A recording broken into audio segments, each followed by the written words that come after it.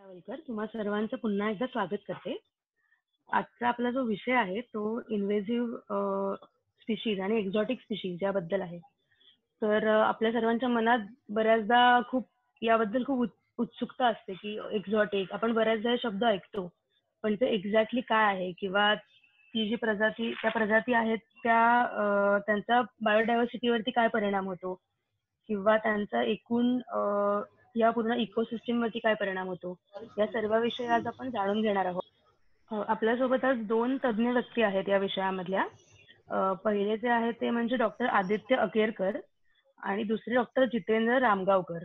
तर मी दोन्ही व्यक्त्यांची प्रथम ओळख करून देते. त्यानंतर आपण डॉक्टर आदित्य अकेरकर सरांचं सेशन ऐकणार आहोत आणि त्यानंतर जितेंद्र रामगावकर सर आपले मत त्याविषयी व्यक्त करतील. Doctor Aditya Akerkar sir SIS college of art, science and commerce या कॉलेजमध्ये असिस्टंट प्रोफेसर म्हणून कार्यरत आहेत, डिपार्टमेंट ऑफ झुओलॉजी येथे. 2004 पासून सर शिक्षकी पेशामध्ये आहेत. त्यानंतर त्यांनी साठे कॉलेजमधून BSc झुओलॉजी केला आहे, विल्सन कॉलेजमधून MSc ॲनिमल फिजिओलॉजी केला आहे आणि त्यांनी रुपायल कॉलेज इथून मरीन नॅचरल प्रोडक्ट्स या विषयामध्ये PhD केलेली आहे. त्यांचे अभ्यासाचे विषय म्हणजे फील्ड बायोलॉजी आणि बिहेवियरल इकॉलॉजी. त्यानंतर दुसरे जे आपले स्पीकर आहेत आजचे, त्यांचं नाव डॉक्टर जितेंद्र रामगावकर. ते deputy conservator of forest, Thane विभाग आहेत. त्यांनी याआधी गोंदिया आणि मेळघाट आणि हरियाणा या 3 ठिकाणी डेप्युटी कन्झर्वेटर ऑफ फॉरेस्ट म्हणून ते कार्यरत होते. त्यांनी नागपूर वेटरनरी कॉलेजमधून बॅचलर ऑफ वेटरनरी सायन्स हा कोर्स केलेला आहे. त्यानंतर इंडियन वेटरनरी रिसर्च इन्स्टिट्यूट येथून त्यांनी ॲनिमल न्यूट्रिशनमध्ये मास्टर्स केलेला आहे. Wild life institute of India या संस्थेतून त्यांनी पोस्ट ग्रॅज्युएशन डिप्लोमा केलेला आहे वाईल्ड लाईफ मॅनेजमेंट या विषयामध्ये. सरांना अनेक पुरस्कार देखील मिळाले आहेत या क्षेत्रामध्ये. तर आज आपल्यासोबत या दोन तज्ज्ञ व्यक्ती आहेत. मी सर्वप्रथम डॉक्टर आदित्य अकेरकर सरांना विनंती करते की त्यांनी त्यांचं सेशन सुरुवात करावी. नमस्कार, तुम्ही ऐकू शकता मला? हो sir. Okay, Surabhi, thank you so much for that wonderful introduction. सर्वांचे आभार आणि सर्वांना वेलकम टू दिस सेशन. आज आपण ज्या विषयावर बोलणार आहोत ते दोन्ही विषय फार गमतीदार आहेत. मला काळे सर परवा म्हणाले आपण एक छान विषय शोधूया, तर हा विषय आपण शोधलाय. एक म्हणजे एक्झॉटिक ॲनिमल्स, म्हणजे जे विदेशाहून आपल्याकडे आलेले प्राणी आणि जे लोक पाळतात असले प्राणी, त्यांना आपण एक्झॉटिक ॲनिमल्स म्हणतो. आणि दुसरं आहे इन्व्हेजिव्ह स्पीशीज, म्हणजे जे आक्रमक स्पीशीज आहेत. म्हणजे आक्रमक म्हणजे नक्की काय ते आपण हळूहळू पाहूया एक एक करत. मी मध्ये मध्ये इंग्लिशमध्ये बोलेन, मध्ये मराठीमध्ये. जर तुम्हाला प्रश्न वगैरे असतील आपण ते शेवटी घेऊ, ठीक आहे? तर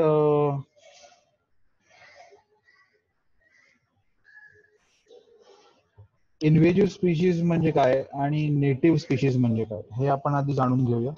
तर आपल्याकडे भारतामध्ये बाहेरून येणारे जेवढे प्राणी आहेत, बाहेरून म्हणजे भारताच्या बाहेरून येणारे प्राणी जे आपल्याकडचे नाहीत, आपल्याकडचे असणाऱ्या सर्व प्राण्यांना आपण नेटिव्ह स्पीशीज असं नाव दिलेलं आहे. आणि आक्रमक स्पीशीज हे असे आहेत जे आपल्याकडे येऊन अचानक त्यांची वाढ एवढी झालेली आहे की जे नेटिव्ह स्पीशीज आहेत, जे आपल्याकडचे प्राणी आहेत, त्यांना ते वाढू देत नाही आहेत. बऱ्याचशा एक्झाम्पल्स आपण पाहू, त्याच्यामध्ये आपल्याला कळेल की नक्की हे काय आहे. तर काही गमतीदार कार्टून्स आपल्याला ह्याच्यावर नेटवर कायम मिळत असतात. त्याच्यामध्ये म्हणतात की इन्व्हेजिव्ह स्पीशीज बद्दल आपण बोलूया. तर झुओलॉजिकल सर्वे ऑफ इंडिया, जो ZSI म्हणतात, त्या लोकांनी एक लिस्ट कंपाईल केली होती काही वर्षापूर्वी, 2015-16च्या आसपास, ज्याच्यामध्ये त्यांनी 157 एलियन स्पीशीज, एलियन म्हणजे काय, आपल्या भारतामध्ये जे नाहीत आणि बाहेरून जे आलेले आहेत त्याला आपण एलियन म्हणूया, अशा सगळ्या स्पीशीजची, म्हणजे अशा सगळ्या प्रजातींची त्यांनी एक यादी बनवलेली. हे फक्त आम्ही प्राण्यांबद्दल बोलतोय, झाडांबद्दल मी बोलतच नाही, हा फक्त प्राण्यांबद्दल बोलतोय. आता हे इन्व्हेजिव्ह स्पीशीज जे आहेत ते बाहेरनं आलेले आहेत आणि त्याची यादी ही पहिल्यांदा झुओलॉजिकल सर्वेनी प्रसिद्ध केलेली म्हणजे टोटल 157 असे एलियन स्पीशीज आपल्याला मिळालेले आहेत. आता हे एलियन स्पीशीज का आणले गेले, तर हे काही जे आहेत ते मुद्दामून आणले गेलेले आहेत, काही जे आले ते चुकीने आलेले आहेत. बरेचशा वेळेला असं होतं की जेव्हा होड्या येतात परदेशाहून भारतामध्ये, किंवा ज्या ट्रेन येतात परदेशाहून भारतामध्ये, किंवा आपण जे लगेज आणतो बाहेरनं भारतामध्ये, त्या त्या होडीमध्ये काही कीटक असू शकतील, काही साप असू शकतील, काही कुत्रे मांजरं जे आपल्याकडचे नाही आहेत, किंवा काही बेडूक असू शकतील, किंवा असे जे प्रकारचे प्राणी आहेत जे बाहेरनं आले आहेत आणि इथे आल्यानंतर आपले जे नेटिव्ह स्पीशीज आहेत त्यांना वाढ न होऊ देता हे वाढू लागतात. त्यांना आपण एलियन स्पीशीज म्हणतो. आणि ह्या एलियन स्पीशीज जेव्हा इतक्या प्रमाणात वाढतात की आपल्या नेटिव्ह स्पीशीजना वाढूच देत नाही, तेव्हा आपण त्यांना इन्व्हेजिव्ह स्पीशीज असं नाव दिलेलं आहे. तर हे इन्व्हेजिव्ह स्पीशीज जे आहे हे आपल्या जैवविविधतेला एक सर्वात मोठा धोका निर्माण करतात. असं बघायला गेलं तर एक खूप सुंदर उदाहरण जे आपल्या सर्वांना माहिती असेल, एक म्हणजे डोडो नावाचा एक प्राणी सगळ्यांना माहिती होता. एक पक्षी होता डोडो नावाचा मलेशियामध्ये. आणि तिथे जेव्हा ब्रिटिशांनी राजवट स्थापन केली, तिथे ब्रिटिश राहायला गेले. त्यांनी स्वतः बरोबर आपल्यालाही म्हणजे बऱ्याचशा लोकांना ब्रिटिशांची एवढी सवय झालेली आहे की आपणही कुत्रे मांजर पाळायला लागलो. तर ते पाळायचे कुत्रे मांजर, ते लोक घेऊन गेले कुत्रे मांजर, आणि ह्या कुत्र्या मांजरांनी हे सगळे डोडो मारून संपवून टाकले. कारण हा डोडो जो पक्षी होता हा उडू शकत नव्हता. त्याच्यामुळे त्याला अचानक हे असे कुत्रे मांजर येऊन त्यांना खाऊ लागले आणि मग ते विनाश पावले सगळेच. तर इन्व्हेजिव्ह स्पीशीजचं सर्वात मोठं कॅरेक्टर असं आहे की त्याचं रिप्रोडक्शन आणि ग्रोथ रेट फार हाय आहे. It has got a ability to survive on various food types and variety of environmental conditions. आता ह्याच्यामध्ये एक सर्वात छान गोष्ट जी इन्व्हेजिव्ह स्पीशीज, छान नाही म्हणू शकणार, पण एक त्यांची जी पद्धती आहे अशी की ते आल्यानंतर ज्या आपल्या नेटिव्ह स्पीशीजला मिळणारं खाद्य आहे तेही खाऊन टाकतात, आणि बरेच वेळेला त्यांना उपाशी राहावं लागतं. त्याच्यामुळे त्यांची वाढ फार झपाट्याने होते. त्यामुळे त्यांचं प्रजनन जे आहे ते पण फार झपाट्याने होतं. म्हणून आपण त्यांना इन्व्हेजिव्ह स्पीशीज असं म्हणतो. आता झेडएसआयनी जे दिली त्याच्यामध्ये 58 हे जमिनीवरचे आणि फ्रेश वॉटर म्हणजे आपण गोड पाण्यातले म्हणतो असे मिळालेले आहेत. आणि 99 जे आहेत ते मरीन इकोसिस्टम म्हणजे पाण्यातले मिळालेले. आता हे जे इन्व्हेजिव्ह स्पीशीज आहेत हे फक्त 58 स्पीशीज जे आहेत आपण म्हणू, 58 हे जमिनीवर आणि 99 जे आहेत ते मरीन इकोसिस्टम मध्ये. आता हे इन्व्हेजिव्ह स्पीशीज आहेत. जेव्हा आपण हळूहळू त्याचे एक 2-4 एक्झाम्पल पाहू आणि त्याच्याबद्दल आपण जेव्हा फोटो जे त्याचे पाहू तेव्हा आपल्याला कळेल नक्की आपण इन्व्हेजिव्ह स्पीशीज म्हणजे आपण काय, कशाबद्दल आपण बोलतोय ते.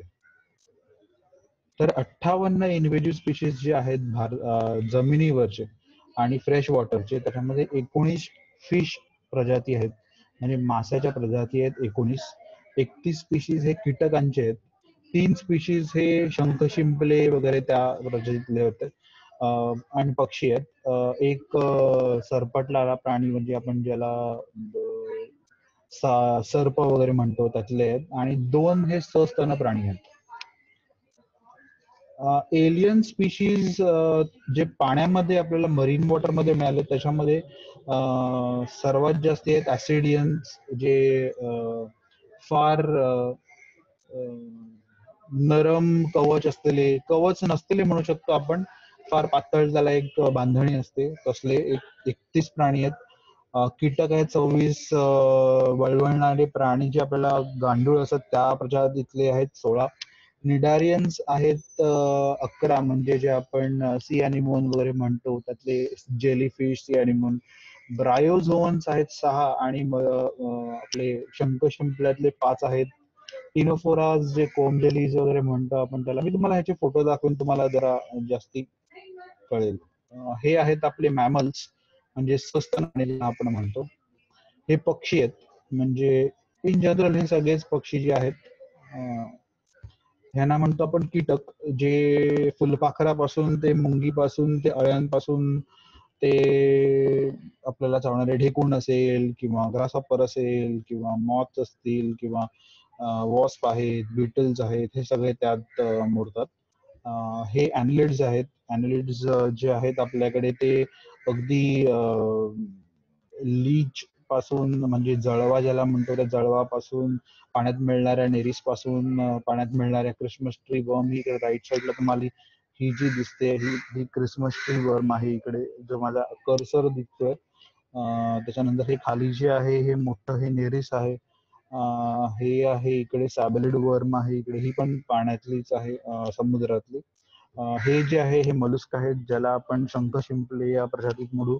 त्यात पण भयंकर प्रजाती आपल्याकडे मिळतात आणि त्यातच काही प्रजाती आपल्याला ज्या मिळतात ज्याला इन्व्हेजिव्ह स्पीशीज म्हणतात, त्या सडनली एवढ्या वाढायला लागतात की आपल्या ज्या स्पीशीज आहेत, आपल्या ज्या नेटिव्ह स्पीशीज आहेत त्यांना वाढू देत नाहीत. हे जे आहेत हे निडारी आहेत. हे जेलीफिश ज्याला म्हणतो, moon jellyfish, purple jellyfish, anemones, corals, हे सगळे जे आहेत हे निडारियामध्ये मोडतात. निडारिया आपण त्यांना म्हणतो कारण हे जे तुम्हाला लांब लांब टेंटॅकल्स असे दिसतात, म्हणजे हे असे पातळ टेंटॅकल्स जे दिसतात लांब पातळ, ह्याच्यावरती स्टिंगिंग सेल्स असतात, त्यांना निडोसाइट्स म्हणतात, म्हणून त्याला निडारिया असं नाव दिलेलं आहे त्या प्रजातीला. हे ब्रायोझोन आहेत, हे फार कमी दिसतात, पण सर्वात मोठी गंमत म्हणजे आपल्या मुंबई कोस्टला हे मिळतात. हायड्राइट्स खूप सुंदर दिसतात ते. हे टिनोफोराज आहेत, ज्यांना आपण कोमजेली ट्रिनोफोराज म्हणून. त्याच्यावर असे 8 रोज असतात आणि हे खूपच अप्रतिम असे दिसतात. रात्रीच्या वेळी बरेचसे जे आहेत ते ग्लो होतात, त्यांना बायोल्युमिनेसन्स म्हणतो आपण, म्हणजे स्वतःहून प्रकाश निर्माण करणारे प्राणी आहेत. खूप सुंदर दिसतात रात्रीच्या वेळी. जे लोक बोटीनी वगैरे प्रवास करतात त्यांना दिसलेले आहेत हे जो आहे हे इंटोरॅक्टा म्हणतात. हा एक परत एक वेगळा प्रकार आहे. सो आपण जे कॉमन मिळणारे एलियन स्पीशीज ज्याला म्हणू, एलियन स्पीशीज म्हणजे बाहेर आलेले प्राणी, हे कॉमनली आपल्याकडे मिळणार. त्यातला पहिला जो आहे हा अकॅटिना आहे. मी तुम्हाला असं सांगून कळणार नाही, तुम्हाला एकदा फोटो दाखवल्यावर सगळेच म्हणाल की हो, आम्ही हे आमच्या गार्डन मध्ये एकदा तरी बघितलंय आणि हा असा त्रास दिलाय आम्हाला यांनी. तसंच पपया मेलीबग आहे, ह्याला म्हणतात आफ्रिकन ऍपल स्नेल किंवा अकॅटिना. दिसायला फार सुंदर दिसतात लांबून, पण नंतर जेव्हा हे वाढू लागतात तेव्हा हे भयंकर वाढतात आणि अशा प्रकारे वाढतात की आपलं गार्डन जे आहे ते 2-3 दिवसामध्ये अगदी फस्त करून टाकतात. काही वर्षांपूर्वी, म्हणजे काही जास्तीच वर्षांपूर्वी, 2006च्या सुमारास रुपारेल कॉलेजमध्ये एक आम्ही बटरफ्लाय गार्डन बनवलेलं आणि माझ्या गाईड आम्ही मिळून बनवलं होतं. तर त्यावेळी आम्हाला यांचा खूप प्रादुर्भाव जाणवला. त्यावेळी नारिंगरेकर म्हणून जे इन्चार्ज ऑफ हॉर्टिकल्चर मुंबई महानगरपालिकेचे होते, जे आपल्या राणीच्या बागेत त्यांचं ऑफिस आहे, त्यांनी आम्हाला एक औषध दिलं होतं हे कमी होण्यासाठी आणि त्याच्यामुळे हा प्रादुर्भाव कमी झाला होता. तर हे आफ्रिकन स्नेल आहे. दिस इज अ पपया मिलीबग. आता हे जे पपया मिलीबग आहे, तुम्ही बघाल की हा जो लेफ्ट साइडला इकडे आहे हा ऍक्च्युअली बग आहे. हा प्राणी आहे. डावीकडे जे 2 दिसतात हे 2 प्राणी आहेत आणि ह्याचा प्रादुर्भाव केवढा झालेला आहे की अख्ख्या पपयावर त्यांनी अतिक्रमण करून संपवून टाकलेलं आहे पपयाला. इव्हन आपण घरच्या घरी पण बरेच वेळेला तुम्ही बघाल की तुमच्या तुळशी झाडावर किंवा कोणत्याही झाडावर एफिड्स असे येतात आणि ते संपवून टाकतात. तसंच हे कॉटन मिलीबग आहे. हे कॉटन मिलीबग आहे, हा आपल्याला बघायला मिळतो, हा कपाशीवर बघायला मिळतो आणि हा कापूसवर येतो आणि कापसावर असाच प्रमाणात अटॅक होतो आणि अख्खंच अख्खं झाड जे आहे त्याचा साप, म्हणजे त्याच्यामधला रस जो आहे तो शोषून घेतात आणि झाड मरून जातं. त्याच्यानंतर अमेझॉन सेलफिन कॅटफिश जो आहे हा एक प्राणी आहे. परत हा खूप असा वाढत चाललाय आणि त्याच्यामुळे बाकीच्या प्राण्यांची वाढ कमी होत चालली आहे. कारण हा प्राणी जो आहे हा टिपिकली खालच्या पाण्याच्या खाली जे थर असतात त्या थरांवर बरेचसे वेळेला आपल्याला बघायला मिळतं की दगड असतात आणि दगडांवर शेवाळ आलेलं असतं. ते शेवाळ खरवडून खरवडून खाणारे आहेत. तर आपल्याकडे जे गॅस्ट्रोपोड ज्याला म्हणतो आपण, जे सॉफ्ट शेल अॅनिमल्स असतात ते पण तेच खातात आणि बाकीचे प्राणीही तेच खातात. पण ह्यांचा प्रादुर्भाव एवढा वाढला की हे बाकीच्या प्राण्यांना जगू देत नाहीत. तर आपण ह्याचा एक फोटो बघूया. अमेझॉन सेलफिन कॅटफिश हाही त्यातलाच एक भाग आहे. आता ह्या इन्व्हेजिव्ह स्पीशीज ज्यांना आपण म्हणू, हे इन्व्हेजिव्ह स्पीशीजचा इम्पॅक्ट म्हणजे त्याचा परिणाम हा आपल्या जैवविविधतेवर कसा होतो आपण बघूया. एक म्हणजे बायोडायव्हर्सिटी लॉस, म्हणजे जैवविविधता आपली नुकसान होते, कमी होत जाते. मुळात होतं असं की जेव्हा आपण हे इन्व्हेजिव्ह स्पीशीज बद्दल बोलतो, ते इन्व्हेजिव्ह स्पीशीज जे आहेत ते एवढ्या प्रमाणात वाढतात की बरेचशा वेळेला आपले जे नेटिव्ह स्पीशीज आहेत, म्हणजे आपल्याकडे राहणारे प्राणी जे आहेत त्यांचं जे खाद्य आहे तेही हे खाऊ लागतात. त्याच्यामुळे आपल्याला हा बायोडायव्हर्सिटी लॉस होतो. ही इकोसिस्टम जे आहे त्याच्यामध्ये चेंज होऊ शकतो. फॉर एक्झाम्पल आता आपण जर म्हणू की हे अचानक वाढायला एवढे लागले की जे खाद्यपदार्थ मिळणारे आहेत किंवा बरेचशा वेळेला असंही बघायला मिळतं की झाडांमध्येही बरेचसे इन्व्हेजिव्ह स्पीशीज आहेत. तर अचानक काय होतं की एका ठिकाणी वेली वाढायला लागतात आणि आपल्याला नको असलेल्या वेली वाढतात, एवढ्या वाढतात की तिकडच्या एरियामध्ये सनलाईट पूर्ण, म्हणजे सूर्यप्रकाश जो खाली यायला पाहिजे जमिनीवर, तो ब्लॉक करून टाकतात. जेणेकरून खालच्या थराला जे प्राणी राहतात किंवा खालच्या थराला जे काही छोटी वनस्पती वाढणारी असते ती बंद होऊन जाते. तर इकोसिस्टम चेंज असते. There is a loss of habitat. आता हा लॉस ऑफ हॅबिटॅट हा पण असाच आहे की अचानक जेव्हा प्राणी वाढायला लागतात तेव्हा जे आपले राहणारे ऑलरेडी राहणारे प्राणी आहेत त्याच्यावर एवढं आक्रमण होतं की त्यांना राहायला आणि त्यांना खायला काहीच मिळत नाही. तर त्याला आपण लॉस ऑफ हॅबिटॅट म्हणू. They may kill a large number of endemic species or lead to extinction. हे जे बाहेरून आलेले प्राणी आहेत, हे ज्यांना आपण एलियन स्पीशीज नाव दिलेलं आहे किंवा इंडिव्हिज्युअल स्पीशीज असं नाव दिलेलं आहे, हे प्राणी बऱ्याचशा वेळेला आपले नेटिव्ह स्पीशीज जे आहेत किंवा एंडेमिक स्पीशीज मध्ये कोणाला म्हणू आपण एंडेमिक स्पीशीज? एक म्हणजे जे प्राणी आपल्याला फक्त आपल्याकडे मिळतात त्यांना आपण एंडेमिक म्हणू. एक्झाम्पल जे आहे ते म्हणजे Malabar whistling thrush for example, Malabar pit viper आहे, किंवा आपल्याकडे जे मिळणारे प्राणी आहेत त्यांना आपण मलबार किंवा एंडेमिक स्पीशीज.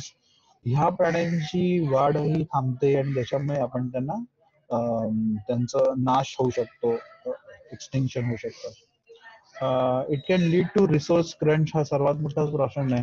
जेव्हा जास्ती तोंड वाढतात तेव्हा खाद्यपदार्थ कमी पडू लागतात. तर हा त्यातला एक भाग आहे. आणि impact on human health definitely, because आपण जे बघू की बरेचशा वेळेला जे आपलं नॉर्मल खाद्य आहे, तुम्ही आता पपया मिलीबग बघितला तर ज्याचा प्रादुर्भाव समजा झाला तर जे पपयावर एवढा प्रमाणात त्याचा प्रादुर्भाव होऊ शकतो, जेणेकरून होतं काय की पपयाचा जो उत्पन्न आहे ते अचानक घटू शकतं आणि ह्यांचं प्रमाण भयंकर वाढल्यानंतर आपल्याला डेफिनेटली एक प्रॉब्लेम होऊ शकतो. तसंच बरेच वेळेला असं दिसलंय की हे जे इन्व्हेजिव्ह स्पीशीज आहेत हे बरेचशा वेळेला विषारीही आहेत. आणि हे विषारी इन्व्हेजिव्ह स्पीशीज जे आहेत हे आपल्या भारतामध्ये पाण्यामध्ये वाढतात, समुद्रामध्ये. हे समुद्रातले विषारी जनावर जे आहेत ती काही मासे खातात. माशांच्या बॉडीमध्ये बरेच वेळेला बायो अक्युम्युलेशन ज्याला आपण म्हणतो, म्हणजे त्याचं जे परिणाम आहे किंवा त्याचं जे कॉन्सन्ट्रेशन आहे ते त्यांच्या बॉडीमध्ये वाढतं आणि नंतर आपण ते मासे खाल्ल्यानंतर आपल्यालाही त्रास होऊ शकतो.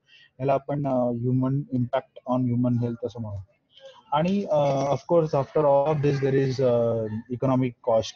म्हणजे जेव्हा हे प्राणी वाढू लागले तर ते कमी करण्यासाठी आपण बरेचसे प्रयत्न करतो. गव्हर्नमेंट बरेचसे पैसे त्याच्या मागे घालवते वाया, आणि त्यालाच आपण economic cost we have to bear. आता हे इन्व्हेजिव्ह स्पीशीज, जे टोटल इन्व्हेजिव्ह स्पीशीज आहे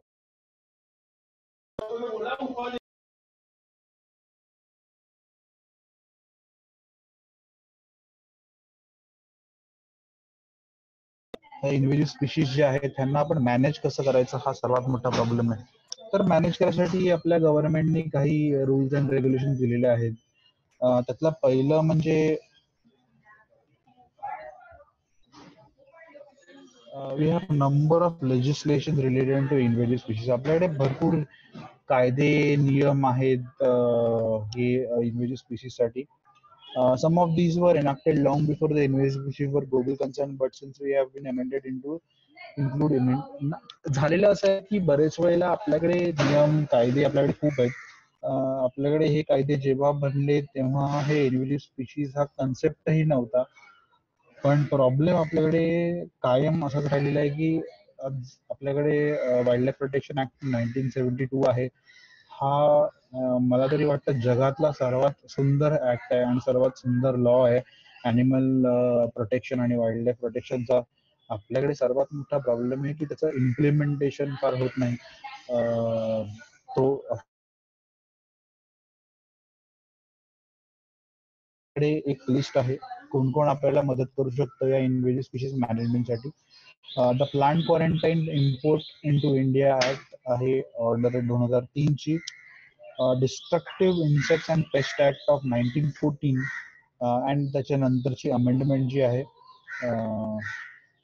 त्याच्या पुढे लाईफस्टॉक इम्पोर्टेशन ऍक्ट, म्हणजे लाईफस्टॉक आपण जो बाहेरनं आणतो त्याचा ऑर्डिनन्स 2001 ला फायनल झालेला. त्याच्यानंतर environment protection act of 1986 and the biological diversity act of 2002. आता हे सगळे ऍक्ट जे आहेत ते आपल्याला इन्व्हेजिव्ह स्पीशीज मॅनेज करायला, कोणते स्पीशीज आणायला अलाउड आहेत या सगळ्यावर बोलतात. So we have number of different agencies जे एकत्र काम करतात. त्याच्यामध्ये ministry of environment and forest आहे and climate change. National bureau of fish genetic resources आहे. Land quarantine organisation of India and various departments of ministry of agriculture. हे सगळे एकत्र मिळून इन्व्हेजिव्ह स्पीशीज मॅनेज कसे करायचे यावर तोडगे काढत असतात. तर हे इन्व्हेजिव्ह स्पीशीज बद्दल एक थोडीशी तुम्हाला माहिती दिली. ह्याच्या पुढचा जो भाग आहे, ह्याच्या पुढचा जो आपला टॉक आहे थोडा, तो असणार आहे एक्झॉटिक अॅनिमल्सवर, म्हणजे विदेशी प्राणी. एक्झॉटिक अॅनिमल्स हे बरेचशा वेळेला तुम्ही बघाल की लोक जे पाळतात त्यांना आपण एक्झॉटिक अॅनिमल्स असं नाव दिलेलं आहे. हे जे काही तुम्हाला दिसत आहेत हे सगळे एक्झॉटिक अॅनिमल्स.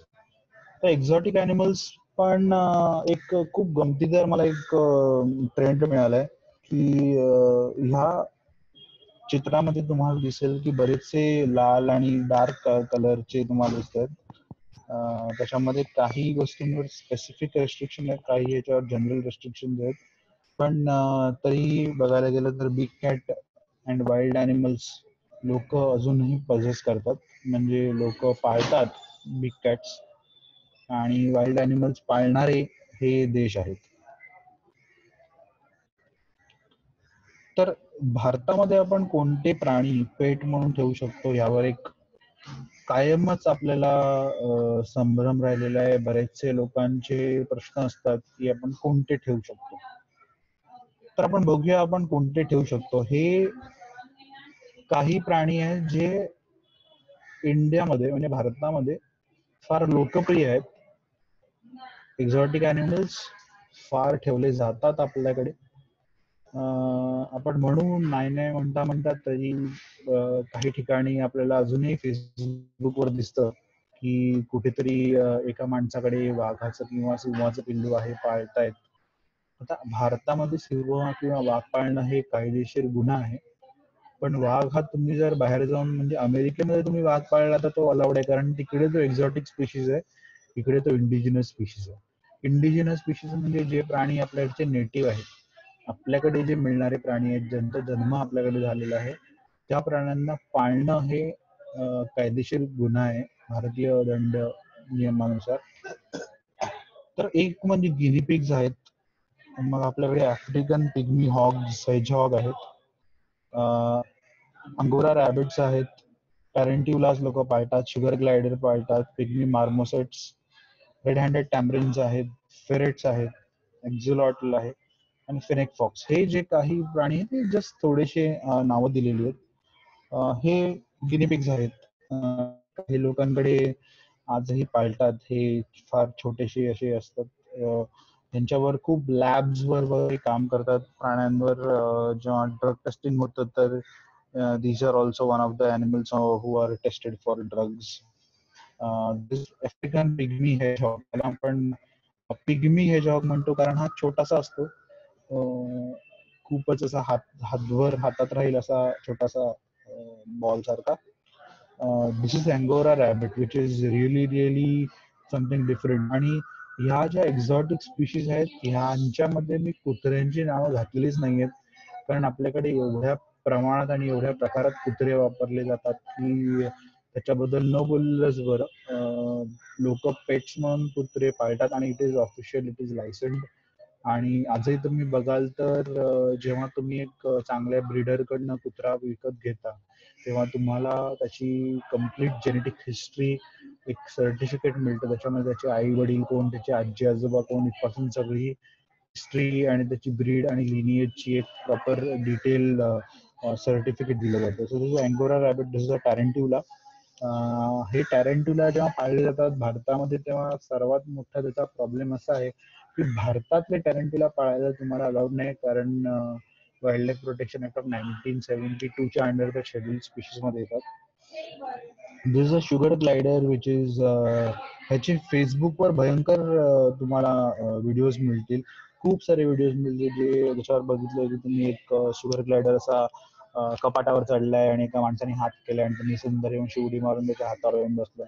असे बरेचसे व्हिडिओज तुम्हाला बघायला मिळतील.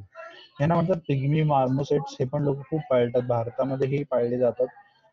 साऊथ अमेरिकन ओरिजिनचे आहेत आणि ते पाळले जातात भारतामध्ये पण. रेड टॅमरिन्स आहेत, हे पण खूप खूप नाही, पण हे जरा एक्झॉटिक अॅनिमल्स असल्यामुळे हे फार लोकली पाळले जात नाहीत. हे थोडे जरा श्रीमंतांचे शौक आहेत त्यांच्यापैकी आहेत.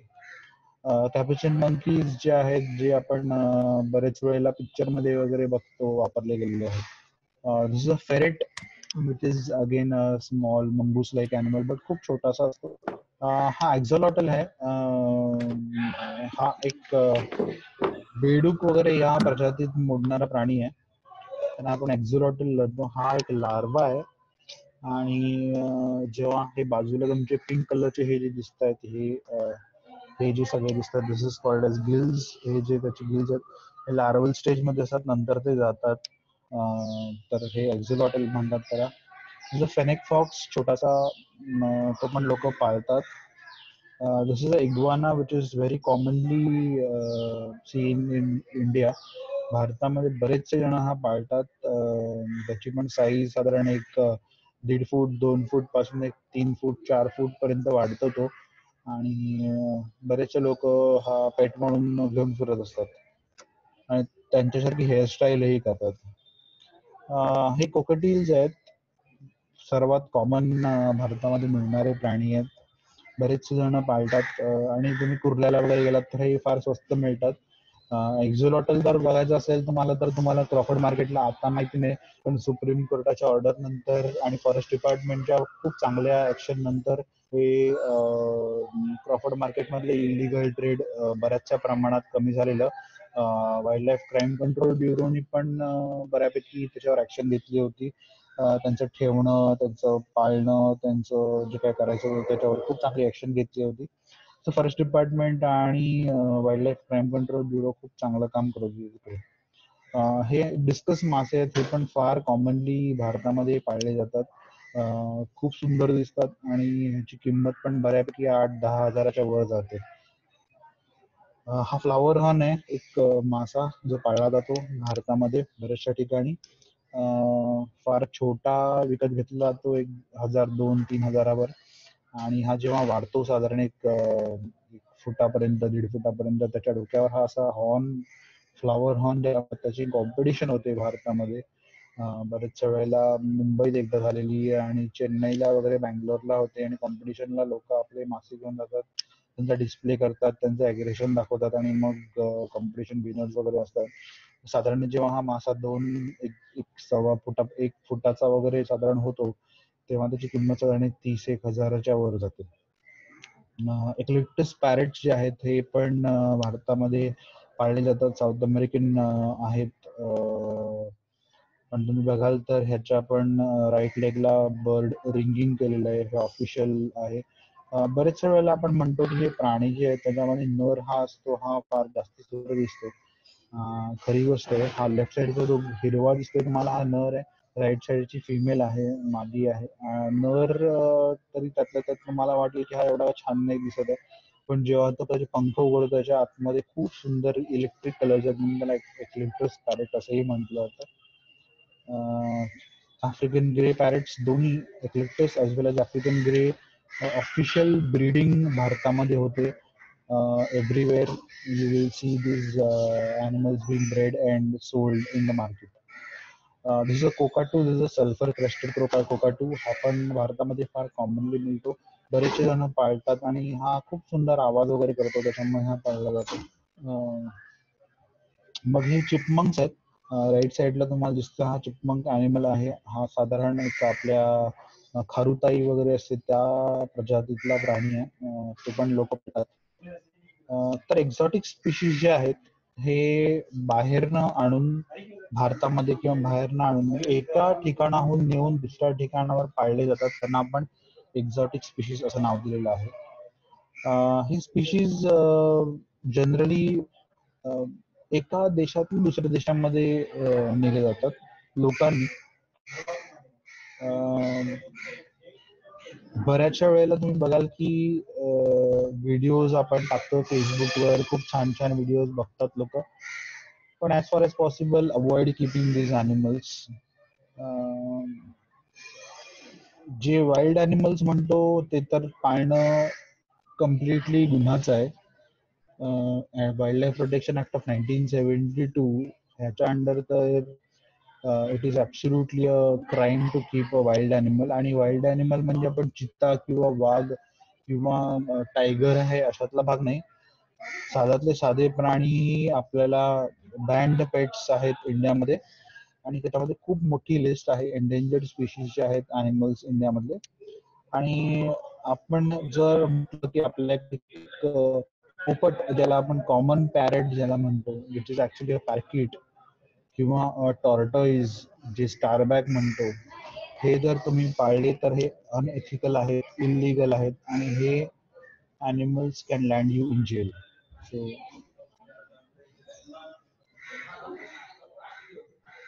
काही प्राणी जे forest department Indian wild life ॲक्टच्या अंडर बँड आहेत, जे तुम्ही पाळू शकत नाही, त्यातला हा एक सुंदर मला imprisonment up to 7 years. So considering the significance of import and export of this exotic species, this ministry is issuing advisory to streamline the process of import. म्हणजे ministry is issuing advisory. मिनिस्ट्रीने एक सुंदर document दिलेलं आहे. जर तुम्हाला भारतामध्ये बाहेरनं प्राणी आणायचं तर बरीचशी मोठी लिस्ट आहे. The following are proposed. So develop an inventory of exotic species to streamline cities compliance. म्हणजे cities जे आहे is a convention of international trade for endemic species of animals. हे आपल्याला पाळायला लागतात. एक प्रोसिजर आपल्याला पाळावी लागते इम्पोर्ट करण्याआधी exotic live species. Registration declaration of progenies of the imported exotic live species. So आपल्याला जे ॲनिमल्स आपण जे पाळलेले आहेत किंवा आपण जे ठेवलेले आहेत त्यांचं समजा प्रजनन आपण केलं इथे, आणि त्याच्या पुढची जी लिनिएजमध्ये प्राणी येणार आहेत, त्यांची जी नेक्स्ट जनरेशन आहे, हे पण आपण कसे कुठे कोणाकडे ठेवलेले आहेत त्याचं पण डिक्लेरेशन द्यावं लागतं. And the process of this advisory shall be dealt online through परिवेश पोर्टल. परिवेश पोर्टल नावाचं एक आहे, त्याच्या अंडर आपण हे प्राण्यांचं डिक्लेरेशन करायचं असतं. Few banned pets in India, जे आपण म्हणू, keeping birds in captivity is cruel.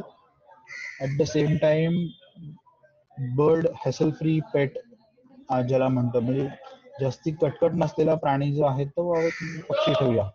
पण बर्ड्स जे आपण म्हणू, रोज रिंग पॅराकिट जो आहे, अलेक्झांड्रियन पॅराकिट आहे, मुनिया आहे, जंगल मैना आहे, हे सगळे protected under wild life protection act. Even African grey parrot, blue throated macaw, yellow crested cockatoo आपण जे मगाशी बघितले, हे पण इंटरनॅशनल ट्रेडच्या अंदर एंडेंजर्ड स्पीशीजच्या अंडर येतात आणि ह्याच्यामध्ये पण ते पाळणे फार इझी नाही. So this is Rosering parakeet for those who don't know and those who have not seen. Right साइडची जे मेल आहे, लेफ्ट साइडची फिमेल आहे. हा पहिला एक प्राणी आपण ज्याला म्हणतो ज्याचा मेल मंगळसूत्र घालतो ब्लॅक कलरचा. दिस इज अलेक्झांड्रियन पॅराकिट. तुमच्या त्याच्या खांद्यावरचे पर्पल पॅच आहेत दोन बघा, इझी त्याचं आयडेंटिफिकेशन आहे. दोन्ही पोपट आपण सगळ्यांना पोपटच म्हणतो, पण आपण जर हा घरी ठेवला तर आपला पोपट होऊ शकतो. This is an Indian starback tortoise which is banned under Wildlife Protection Act. This is a red ear slider.